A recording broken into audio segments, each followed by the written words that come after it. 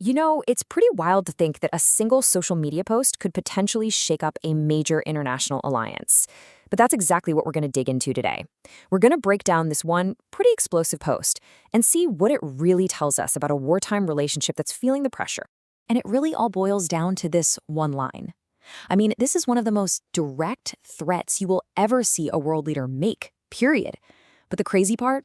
The real story isn't even the threat at the end. It's all the subtle and, frankly, not so subtle messages hidden in everything that came before it.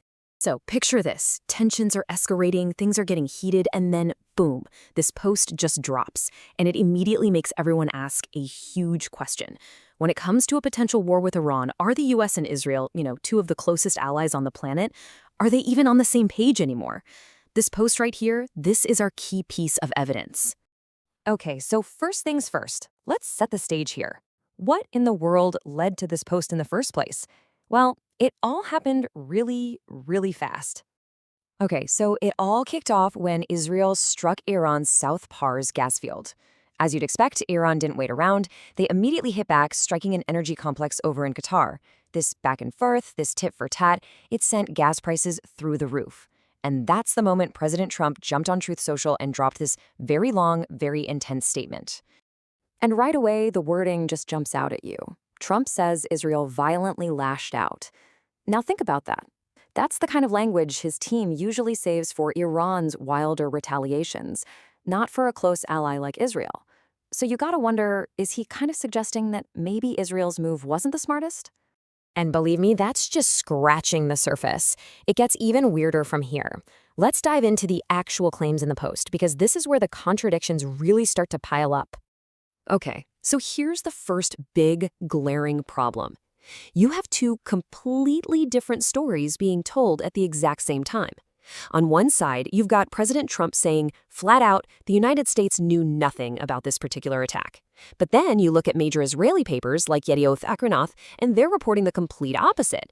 They're saying the attack, and yeah, this is a direct quote, was coordinated in advance with the United States. So, which is it? And then things get even more interesting. A day later, Prime Minister Netanyahu comes out and basically backs up Trump's story. He says Israel acted alone. So, yeah, the official story eventually lined up, but only after those first reports came out telling a totally different tale. Makes you wonder, right?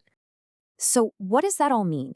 You have to ask yourself, what's really going on here with this post? Was this Trump issuing a direct order to an ally, like a warning shot? Or was this all for show, just putting a public stamp on an agreement they'd already made in private? But then you get to this line, and you can't miss it, because it's the only part of this entire long post that's in all caps. No more attacks will be made by Israel. I mean, come on. For a president who is all about being the one in charge, this doesn't sound like a friendly suggestion. This reads like a direct order. Right. So this whole back and forth over one attack, it's really pointing to something much, much bigger. Let's pull back from the specific words for a second and look at the huge strategic gap this whole thing seems to be exposing. So, if you ask officials publicly, they'll tell you everything's fine. We're in lockstep. You've got an Israeli embassy spokesman saying, we want the same thing. But when you actually look at what each side is doing and what their long-term goals are, you start to see a very, very different picture. And this chart here, it just lays it all out perfectly. Look at Team USA. Their focus is pretty clear. Knock out Iran's military hardware, the missiles, the drones, the Navy. The goal for them is to find an exit, right? A way to credibly declare victory and just get things stable again. But then you look at Team Israel. That's a whole different ballgame. They're focused on things like assassinating leaders, breaking down state control. Their endgame, which Netanyahu has been pushing for years, is total regime change. They want to see the Islamic regime completely fall apart.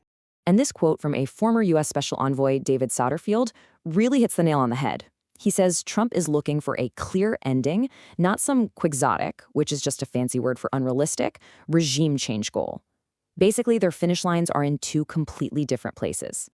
Okay, so keeping in mind that they have totally different endgames, let's go back to the post and look at how Trump wraps it all up. Because it's a classic Trump threat for sure, but there's a twist here.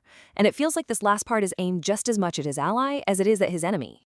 And this ending, I mean, it is just pure bombast. It's all about asserting American power and basically screaming, I am losing my patience with how this is all going down. So he lays it out pretty simply. If Iran hits Qatar again, The U.S. will respond with, well, strength and power that Iran has never seen. But it's that last little bit that just makes you do a double take. He says the U.S. will act with or without the help or consent of Israel. I mean, wow, to say that out loud about your closest military partner while you're in the middle of a war together, that is an absolutely stunning thing to say publicly. So you have to ask, why the impatience? Why put this kind of pressure on your ally out in the open? Well, this number right here is a huge piece of the puzzle. In the U.S., public support for this war is already under 50%. And just look at this chart. The difference is just massive. In the U.S., support is sitting at about 48%. Meanwhile, in Israel, it's over 90%. That creates two completely different political worlds for these leaders. For Netanyahu, this war could actually help him win another election. For Trump, it's a political headache. And that's the bottom line here. You've got gas prices going up, you've got critical midterm elections coming up fast. President Trump is feeling a ton of pressure back home to wrap this thing up and wrap it up now. His post doesn't just sound impatient, it reads like it was written by a man who has completely run out of patience. All right, so we've picked apart this one post from top to bottom. What's the takeaway? What does it all tell us about this alliance? Are things really as strained as they seem? Well, all the clues are right there, laid out in a single post. You've got the contradictory stories about who knew what. You've got a public command in all caps to a supposed partner. You've got two fundamentally different ideas of what winning even looks like. And to top it all off, a direct threat to just go it alone. And that really is the key thing to remember. Look, the U.S. and Israel have been tight military allies for decades. That's nothing new. But this is the first time they've actually fought a war together as active partners. And what this post seems to show is that when you put that kind of pressure on the relationship, the cracks really start to appear. So it all leaves you with one big, lingering question. It's one thing to be allies when things are calm, but when two powerful countries are fighting a war side by side, but they want different things and are facing different pressures at home, it makes you wonder, who's really calling the shots?